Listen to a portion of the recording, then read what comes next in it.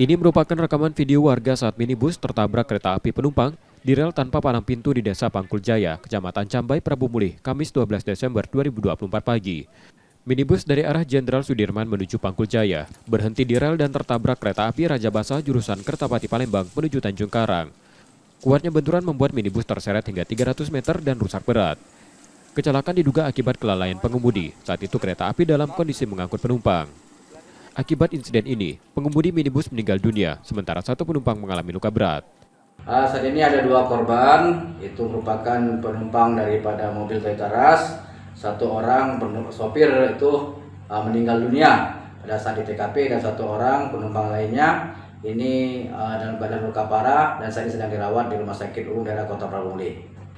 Saksi menerangkan bahwasanya mobil tersebut tidak waspada pada saat akan melintas rel kereta api.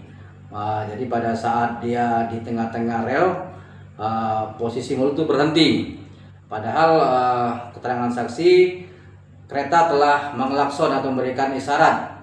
Pada saat itu tetap mobil tidak berjalan sehingga terjadilah kejadian tabrakan tersebut.